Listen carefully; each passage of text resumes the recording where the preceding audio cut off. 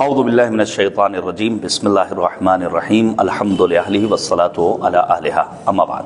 حضرات السلام علیکم ورحمۃ اللہ وبرکاتہ۔ بانی تنظیم خطیب اعظم مولانا سید غلام عسکری علی اللہ مقامہ کے اس جملے سے میں اپنی گفتگو شروع کرتا ہوں کہ ہماری قوم بے عمل نہیں بے خبر ہے۔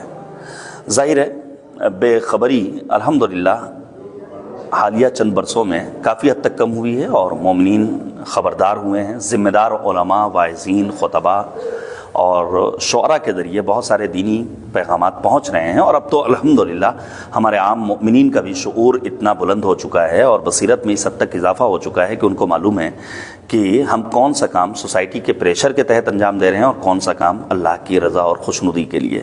دیکھیے، سوسائٹی پریشر کے تحت کسی کام کو انجام دینے میں اللہ بہرحال خوش نہیں ہوگا۔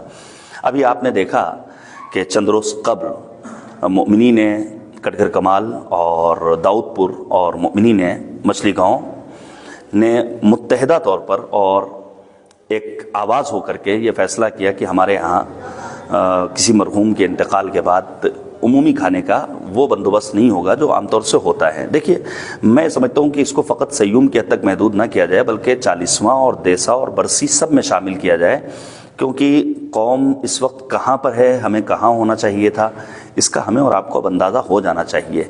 ایسا نہ ہو کہ ہم ان چھوٹی چھوٹی چیزوں میں الجھے رہیں اور پھر ہمارا جوان اس وقت کا انتظار کرے کہ کس وقت مولوی صاحب ممبر سے اتریں گے اور دسترخوان لگایا جائے گا، اور پھر ہم تلاش کریں کہ مٹن ہے کہ چکن ہے۔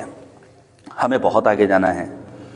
ہمیں اپنے وقت کے امام کا انتظار یوں ہی نہیں کرنا ہے کہ ہم اپنے رخسار پر اپنی انگلی کو سجانے اور پھر اللہم عجل ولیک الفرج کی آواز بلند کرتے رہیں، بلکہ میدان عمل میں اترنا ہوگا۔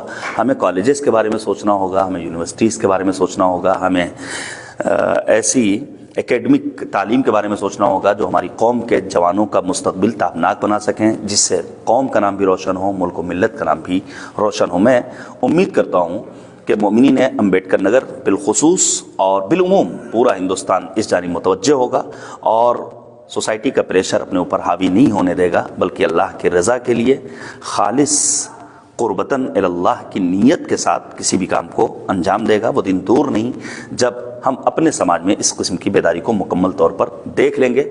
جہاں عام مومنین سے میں گزارش کر رہا ہوں، وہیں میری ریکویسٹ ہے میرے ہوم ڈسٹرکٹ امبیڈکر نگر میں آنے والے علماء کرام سے، شعراء ذویل احترام سے، خطباء اور ذاکرین اعظام سے کہ آپ جب ہمارے ہوم ڈسٹرکٹ میں تشریف لائیے تو للہ مؤمنین کے جذبات سے مت کھلواڑ کیجیے، بلکہ دین کا پیغام پہنچانے کے لیے اور علوم اہل بیت کی ترویج کے لیے کوشاں رہیے۔ پروردگار ہم سب کے توفیقات خیر میں اضافہ فرمائے۔ والسلام علیکم ورحمۃ اللہ وبرکاتہ۔